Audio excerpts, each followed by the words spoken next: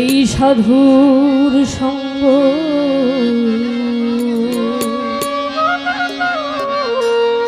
ভালো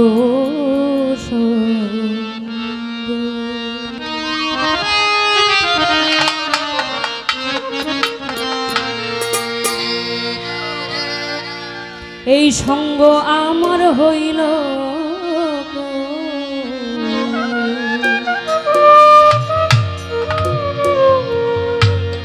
এই সঙ্গ আমার হইল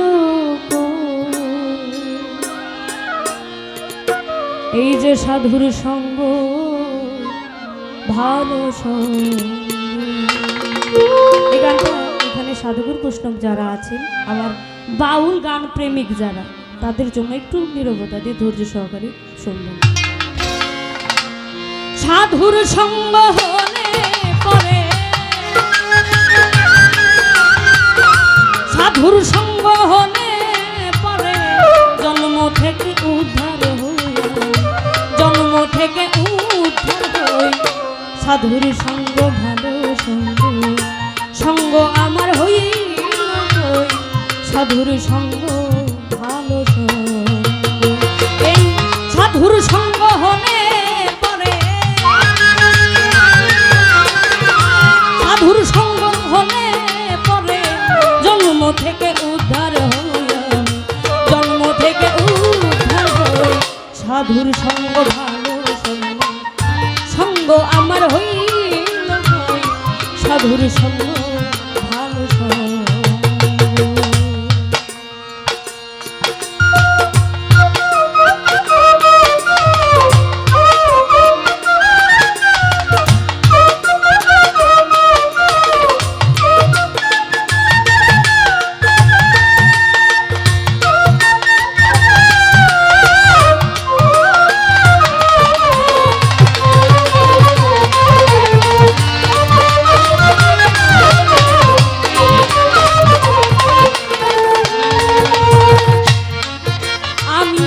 যদি সাধু সঙ্গ পেতাম,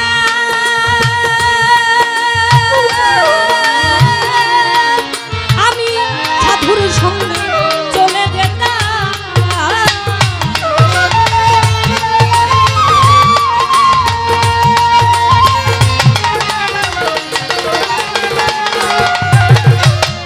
আমি যদি সাধু সঙ্গ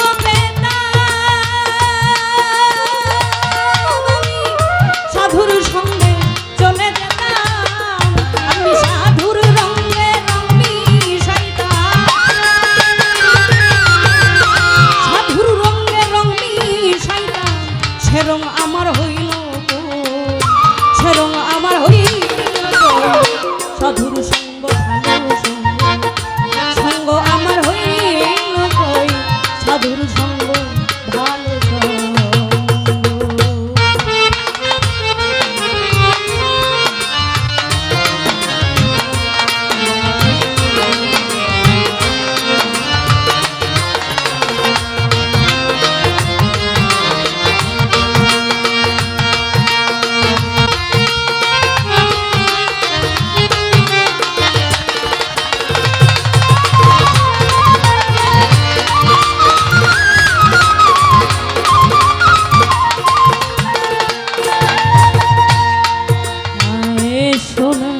সোহাগা দিলে কঠিন শোনা যায় গো বলে,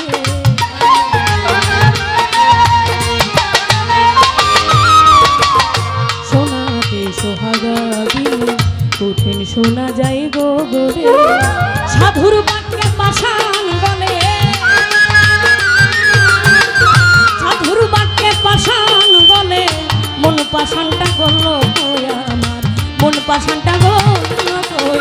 সাধুর সঙ্গ ভালো সঙ্গ, সঙ্গ আমার হইল কই, সাধুর সঙ্গ ভালো সঙ্গ।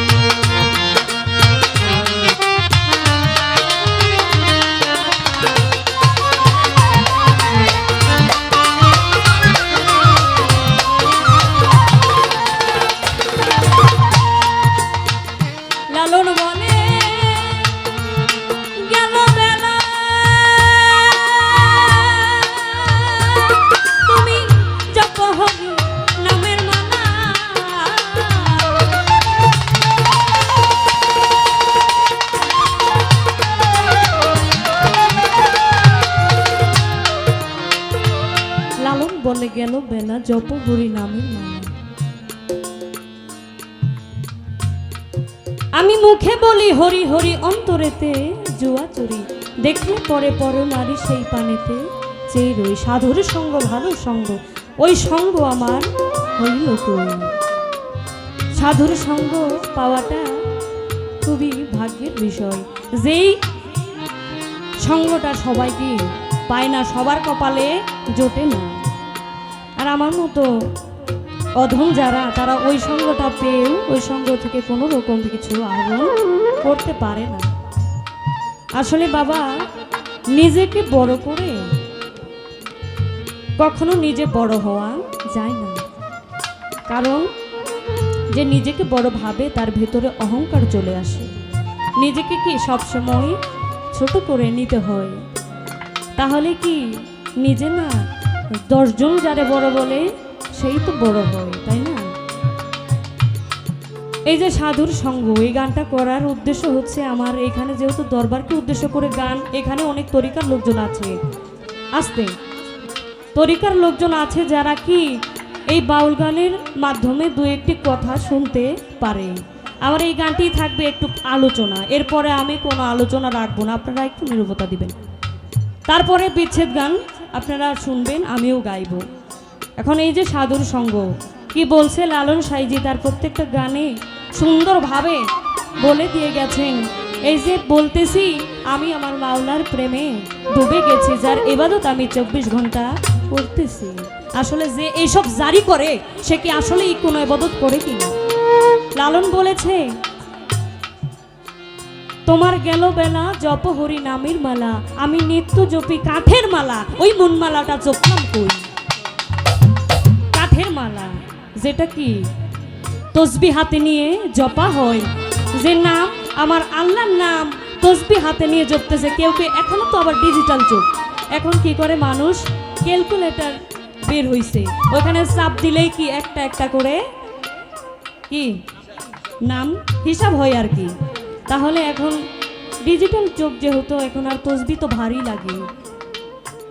হ্যাঁ, এই জন্য ওই আমরা কাঠের মালা জপি। কিন্তু আসলে বাবা, একটা বারকে চিন্তা করে দেখেছি, যে মাওলার নাম, যে আল্লাহর নাম আমরা জপবো, এটা তো হিসাবের কিছু নাই। এটা তো হিসাব করে কত হইল এটা আমার দেখার বিষয় না। আমি ইবাদত করি কি আমার জান্নাত লাভের আশায়, নাকি দোজখের ভয়ে? আমার ইবাদতটা থাকবে আমার আল্লাহকে আমি যেন পাই। আর এই আল্লাহকে পাইতে গেলে একজন কি সাধুগুরু বৈষ্ণব, আমার শাহাবুদ্দিন বাবার মতো একজন কামেল মুর্শিদের প্রয়োজন, যার হাতে কি হাত রেখে আত্মসমর্পণ করা যায়, অর্থাৎ নিজে কি নত হওয়া যায়, শিক্ষা গ্রহণের একটা পথ প্রদর্শক মাত্র। তাহলে একজন কামেল মুর্শিদের প্রয়োজন। এই জন্য এই গানটা, যে আমরা ওই মালাটা জপতে পারি না, বলি আমরা সব কিছু, তুমি এইটা করো না, এটা করলে তোমার ভালো হবে না, কিন্তু আমি নিজেই ওইটা করতেছি। আমি বলতেছি মুখে আল্লাহ আল্লাহ জপে, আবার কুদৃষ্টি করতেছি, করি না এরকম? বাবা, ওই ইবাদত তো আমাদের জন্য না।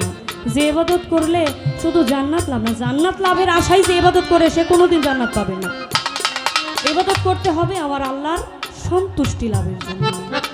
এতটুকুই থাকবে আমার কথা। আসলে আজকে আমি কোনো রকম কোনো প্রশ্ন কোনো কিছু জানতে চাইবো না, কারণ আমি যতটুকু জানি উনি অনেক ভালো একজন মানুষ, অনেক কিছু জানেন, অনেক কিছু বুঝেন। চমৎকার গান শুনলাম, তারপরেও দেখা যাক কি হয়। তারপরে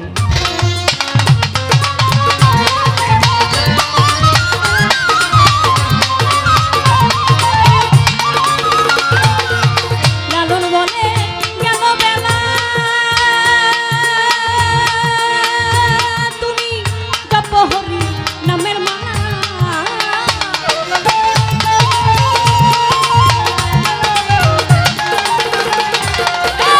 লালন বলে গেল বেলা তুমি জপ হরি নামের মালা, আমি নিত্য জপি কাঠের মালা,